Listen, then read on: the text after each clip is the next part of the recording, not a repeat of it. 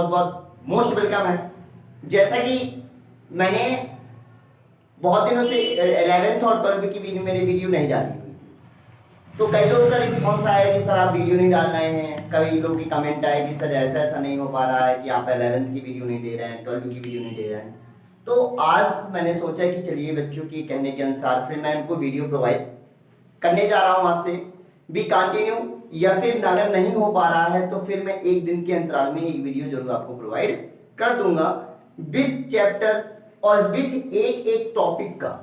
ऐसा नहीं है अगर मैंने कोई टॉपिक उठाया है तो उस टॉपिक को पूरा तरह से क्लियर कर देना, ये मेरा क्या है मोटिव है, राइट है। और आप हमारे वीडियो तक अंत तक बने रहे ताकि मैं जो टॉपिक समझाने जा रहा हूं वो बहुत ही इंटरेस्टिंग एंड और नॉर्मली तौर पे हम लोग क्या करते हैं, प्रैक्टिकल करते हैं, घरों पे प्रैक्टिकल करते हैं। भाई आप जानते हो फोर्स, जिसको हिंदी में कह देते हैं बल, राइट। अब कोई भी नॉर्मली तरीके से हम लोग अगर जनरली भाषा में बोला जाए तो बल क्या होता है कि किसी चीज को खींचने के लिए हम एक बल का यूज करते हैं, राइट। अब इसको अगर टेक्निकली भाषा में कहा जाए, यदि साइंटिफिक भाषा में कहा जाए तो फिर किस तरह कहेंगे। भाई हम लोग नॉर्मल तरीके से जो बोलते हैं वो थोड़ा नहीं लिख सकते हैं, बल्कि हाँ अगर हमारा सोचने का कॉन्सेप्ट क्या है, राइट है, तो हम पक्का लिख सकते हैं। बट थोड़ा सा बस आप गौर करिएगा, वही तरीका है, वही चीज है, बस थोड़ा सा क्या है, लॉजिक है, राइट है। उस लॉजिक को समझना है ताकि आपका फोर्स का पूरा चैप्टर क्या हो जाए, क्लियर हो जाए। ओके दोस्तों, अब आप देखिए फोर्स हिंदी में कहा जाए बल क्या है, राइट।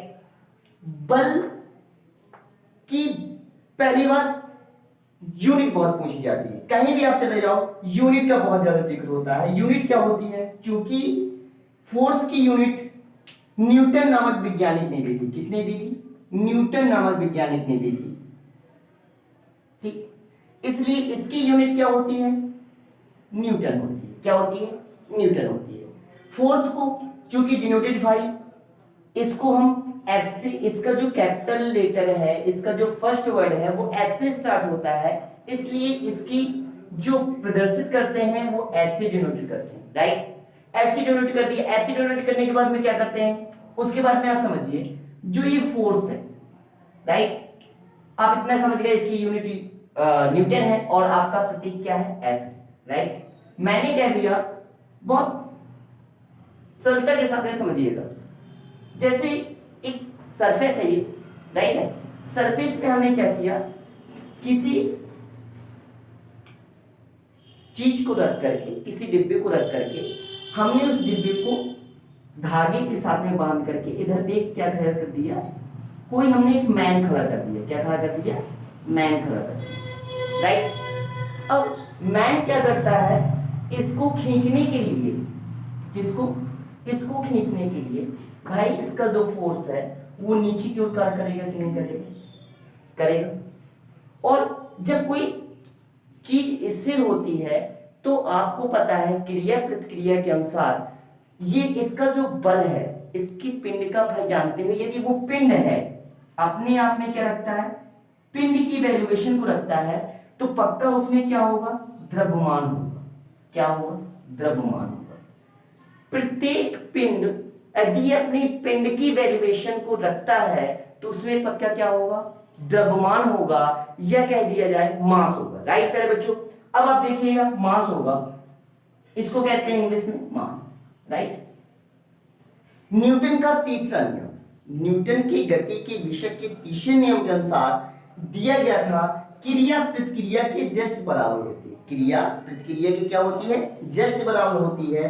तो ये आपकी क्रिया हो गई जो हमेशा किसी वस्तु का भार उसके पृथ्वी की ओर हमेशा नीचे की ओर कार्य करता रहता है। जैसे हम लोग हैं, हम लोग का जो भार है वो हमेशा नीचे की ओर कार्य करता है, उसकी जो क्रिया रेखा होगी हमारे नाभि पॉइंट से होकर जाती है, राइट मेरे बच्चों। अब आप देखिएगा द्रव्यमान, ये भार जी क्या है, अगर कोई जी पूछे तो जी है आपका गुरुत्वीय त्वरण। क्या है आपका मेरे बच्चों, गुरुत्वीय त्वरण, राइट, गुरुत्वीय त्वरण है। अब जी का मान कितना होता है, तो यह कह सकते हैं 10 या कह सकते हैं 9.8 मीटर प्रति सेकेंड स्क्वायर। राइट प्यारे बच्चों, सबको मालूम होगा।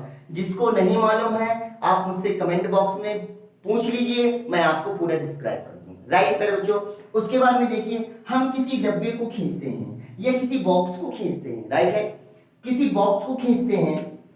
राइट, मैं इधर पे बना दे रहा हूं, अच्छा थोड़ा चित्र लगेगा आपको। इस मैंने रख दिया, डिब्बा रख दिया या कोई बॉक्स रख दिया मैंने इस बॉक्स को खींचने के लिए। राइट, इस बॉक्स को खींचने के लिए अब मैंने फोर्स लगाना क्या कर दिया, स्टार्ट कर दिया। राइट, फोर्स को लगाना स्टार्ट कर दिया। अब फोर्स को लगाना स्टार्ट कर दिया, सपोज यह, अब जब आपने बल लगाया तो आपका बल कैसा है, एक्सटर्नल है कि नहीं है। ये बल जो आपने लगाया वो कैसा है, आपका एक्सटर्नल। राइट, कैसा है, एक्सटर्नल फोर्सेस है, आपने बाहर से लगाया ना। तो कह सकते हैं बल वह बाह्य कारक है, जो बल वह बाह्य कारक है जो किसी वस्तु की स्थिति में क्या कर दे, परिवर्तन कर दे। प्यारे बच्चों समझिए मेरी बात को, बल उसे कहते हैं यदि कोई वस्तु गतिमान है, राइट, चल रही है, अब वो वस्तु क्या कर दे, कोई बल लगकर उसे क्या कर दे, रोक दे। राइट, तो वो आपका बल क्या है, यूजफुल है। आपने यूज ब्रेक लगाया, यूज हो गया, तो ऐसा बल जो आपकी स्थिति को क्या कर दे, परिवर्तित कर दे। गति में है तो स्थिर कर दे और स्थिर में है तो क्या कर दे, गति कर दे। प्यारे बच्चों अब आप समझिएगा, तो कह सकते हैं इसकी मैं आपको लैंग्वेज बनाना बता रहा हूं कि लैंग्वेज कैसे बनेगी। भाई टेक्नोलॉजी क्या कहते हैं कि आपने यदि कॉन्सेप्ट को समझा तो आप क्या कर सकते हैं, आप अपनी लैंग्वेज को खुद क्रिएट कर सकते हैं। राइट प्यारे बच्चों, अब आप देखिएगा मैं आपको लैंग्वेज बना के दिखा रहा हूं। बल वह बाह्य कारक है, बल वह बाह्य कारक है, बाह्य कारक है, ठीक है। बल वह बाह्य कारक है जिसके द्वारा पिंड की स्थिति बोले तो पोजीशन को क्या कर दे, चेंज कर दे, या कह सकते हो परिवर्तित कर दे। क्या कर दे बेटा, परिवर्तित कर दे। जब तक भाई फोर्स लगाया और फोर्स लगाने के बावजूद यदि किसी वस्तु की स्थिति में परिवर्तन नहीं हो रहा है तो वो फोर्स नहीं कहलाएगा। मेरे बच्चों समझ रहे हैं मेरे बच्चों, वो फोर्स नहीं कहलाएगा यदि आपके द्वारा लगाया गया फोर्स किसी वस्तु की स्थिति को चेंज कर दे तो that's is a force. Right है, अब देखिए सेकंड में आपको क्या बताना चाह रहा हूं, जो बल की परिभाषा दी गई थी, क्या दी गई थी, बल की परिभाषा दी गई थी प्यारे बच्चों, तो न्यूटन नामक वैज्ञानिक ने दी थी। कब दी थी, तो 1665 में दी थी। कब दी थी प्यारे बच्चों, 1665 में दी। तो अब क्वेश्चन नेक्स्ट क्या उठा, भाई 1665 में तो दी, राइट, अब किस पुस्तक में दी, राइट है ना। अब कहां दी, ये हमारे अंदर से मन से क्या आ रहा है, क्वेश्चन आ रहा है। राइट है, तो प्रिंसिपिया नाम की पुस्तक में 1665 में बल की परिभाषा को प्रेजेंट किया गया था। राइट प्यारे बच्चों, किस सन में, 1665 में प्रिंसिपिया नाम की पुस्तक ने न्यूटन ने बल की परिभाषा को प्रदर्शित किया। राइट, अब आप देखिएगा ये हो गया। अब बहुत तेजी के साथ में आइए क्योंकि आपने बल समझ लिया, बल के बाद क्या समझना है आपको, उसके तीनों लॉ समझने हैं जो बहुत वेरी वेरी वेरी इंपॉर्टेंट है। आपके हर एग्जाम में 5 नंबर का क्वेश्चन आपके छूटना नहीं चाहिए। मेरे बच्चों वीडियो के अंत तक बने रहिए ताकि आपका कोई भी टॉपिक मिस नहीं हो पाए। इस बात की मेरी गारंटी है कि यदि आपने वीडियो को लास्ट तक देखा तो आपका कोई भी टॉपिक मिस नहीं होगा। प्यारे दोस्तों हम लोग क्या कर देते हैं, वीडियो बढ़ा के देखते हैं। वीडियो बढ़ाने पे क्या होता है कि हमारे माइंड के जो कनेक्ट, वो कह दिया जाए एक प्रकार से कंटेंट, वो हट जाया करते हैं। भाई किस चीज से ध्यान हटा, दुर्घटना घटी। राइट है, अब आप देखिएगा, अब इसके बाद में हम करेंगे न्यूटन का नियम। भाई न्यूटन ने कितने नियम दिए थे, न्यूटन ने 3 नियम दिए थे। कितने नियम दिए थे मेरे दोस्तों? 3 नियम दिए थे। प्रथम, first, second and third, right मेरे दोस्तों। तो फर्स्ट नियम को क्या कहा गया था, सेकंड नियम को क्या कहा गया था, एंड थर्ड नियम को क्या कहा गया था। ये थोड़ा सा पहले बेसिक जानकारी प्राप्त करेंगे। बेसिक जानकारी प्राप्त करने के बाद में फिर आपको डीप नॉलेज प्रदान करेंगे मेरे दोस्तों, राइट है। उसके बाद में आप देखिए जो आपका फर्स्ट नियम है इसे गैलीलियो का नियम, गैलीलियो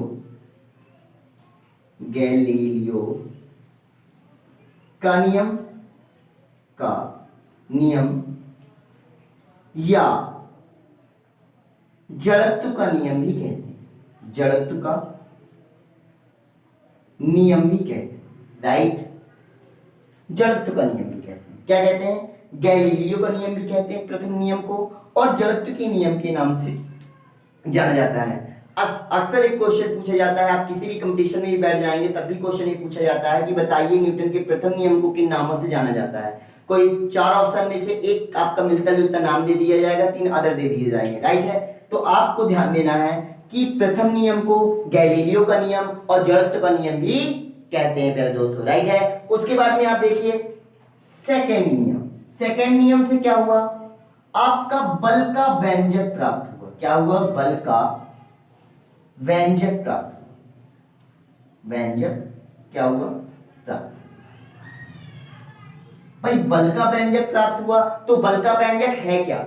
बल का व्यंजक है आपका F बराबर m इंटू ए। m बोला जाए तो द्रव्यमान, a बोला जाए तो आपका त्वरण, राइट है। त्वरण को इंग्लिश में बोलते हैं एक्सीलरेशन, द्रव्यमान को इंग्लिश में बोलते हैं मास, राइट। अब आप देखिए इसका मात्रक क्या होता है? भाई कोई भी चीज अगर इसको, भाई पद्धतियां 4 प्रकार की होती हैं। पद्धतियां क्या होती हैं? 4 प्रकार की होती हैं। हमें यह ध्यान देना पड़ता है कि पद्धतियां जो होती हैं 4 प्रकार की होती है, तो यूनिट जो पूछी गई है वो किस पद्धति में पूछी गई है, राइट है। पद्धति किस पद्धति में पूछी गई है। तो प्यारे दोस्तों अगर कोई तुम आपसे पूछे कि बताइए कि फोर्स का एमकेएस पद्धति में मात्रक क्या होगा, राइट। बहुत अच्छे से समझिए। एम फॉर मीटर, जितनी लेंथें हैं, जितनी मापें हैं, सबको किस में लेना है? मीटर में लेना है। किस में लेना है? मीटर में लेना है, समझिएगा। और के जितने वेट हैं, जितने वजन हैं, आपके नाप तौल वाली चीजें हैं, उनका सभी की यूनिट क्या लेना है? केजी में लेना है, अर्थात किलोग्राम में लेना है। किस में लेना है? किलोग्राम में लेना है। बहुत अच्छी तरह समझिएगा, प्रत्येक स्टूडेंट देखे ताकि आपकी कोई भी डाउट रह नहीं जाए, राइट है। उसके बाद में एस फॉर क्या होता है? सेकेंड। क्या होता है? सेकेंड होता है। पद्धतियां 4 प्रकार की होती हैं। एसआई पद्धति होती है, एमकेएस पद्धति होती है, और आपकी कौन कौन सी पद्धतियां होती हैं मैं आपको बहुत अच्छी तरह इधर पे आपको एक्सप्लेन करे दे रहा हूं। कहां पे? यहां पे ले लें, राइट है। देखिए पद्धतियां आपकी क्या होती हैं? सिस्टम, इसको इंग्लिश में क्या कहते हैं पद्धतियों को? पद्धतियां होती हैं 4 प्रकार की। आप देखिएगा पहली पद्धति होती है आपकी एसआई। क्या होती है? एसआई सिस्टम होता है। सेकंड होता है आपका एमकेएस सिस्टम, ठीक है। एमकेएस सिस्टम के बाद में क्या होता है? सीजीएस सिस्टम होता है। कौन सा? सीजीएस सिस्टम होता है। सिस्टम को इंग्लिश में बोले तो, वो हिंदी में बोले तो पद्धतियां,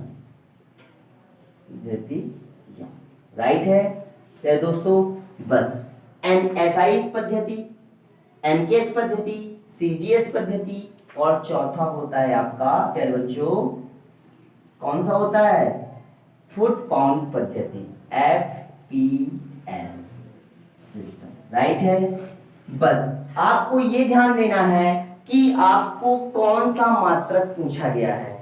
एमकेएस में पूछा गया है तो एमकेएस वाला मात्रक बताना है। एमकेएस के बाद में सीजीएस पद्धति में पूछा गया तो सीजीएस पद्धति, फुट पाउंड पद्धति में पूछा गया है तो फुट पाउंड पद्धति, राइट है। अब आप देखिएगा, मैंने कहा कि आप F जो आपका न्यूटन है, न्यूटन का एमकेएस पद्धति में मात्रक बताइए। तो समझिएगा, एसआई सिस्टम जो होता है, एसआई सिस्टम जो होता है उसी को एमकेएस पद्धति नाम से जाना जाता है।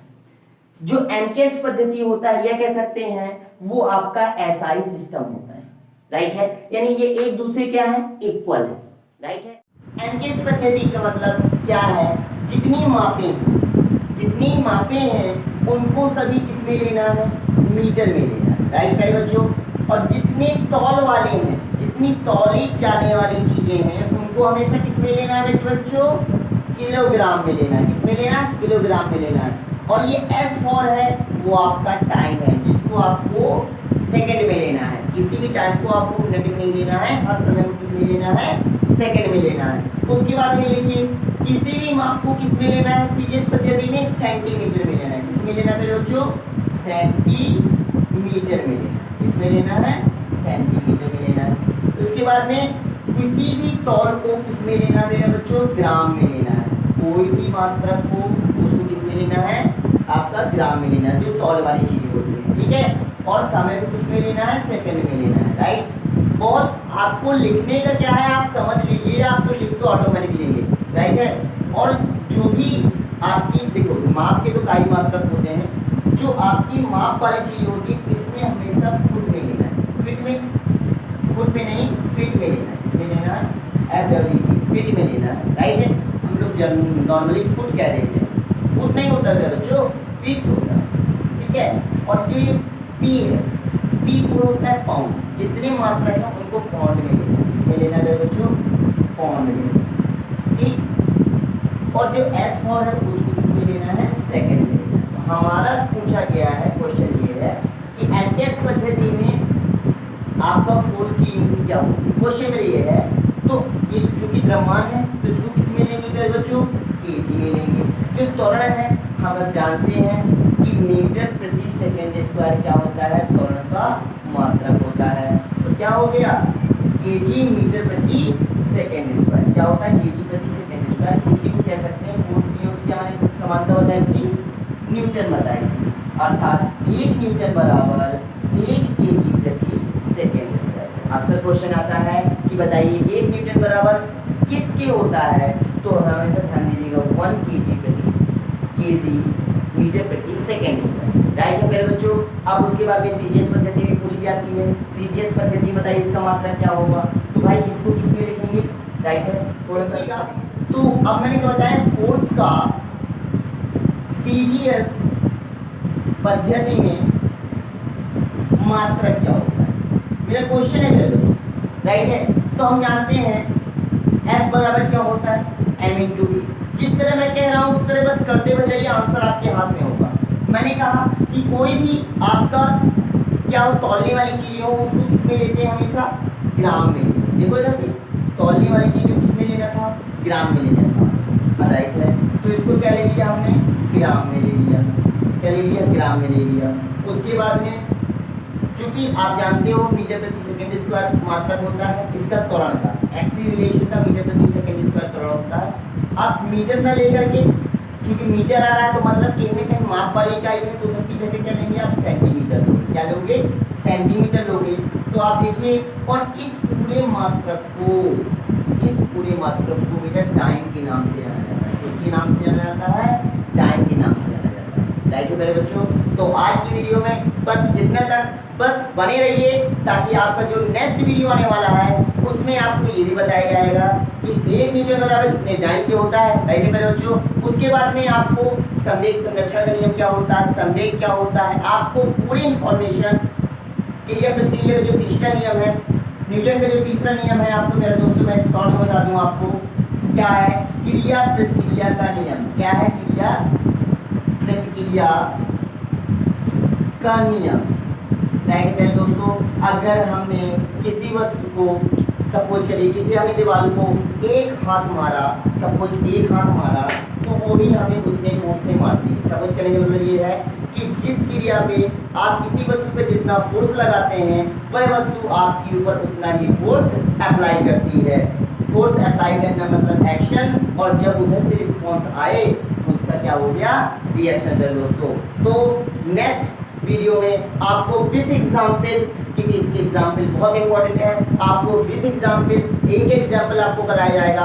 बस वीडियो को अंत तक देखिएगा ताकि आपका भी कोई भी टॉपिक छूट ना पाए। हाँ प्यारे दोस्तों, नीचे आपकी एक रेड बटन दी होगी, उसको आप लाइक करें एंड सब्सक्राइब करें। रेड बटन पे सब्सक्राइब करें और उसके बाद में बेल आइकन दबाना मत भूलें प्यारे दोस्तों। राइट है, ओके, थैंक यू।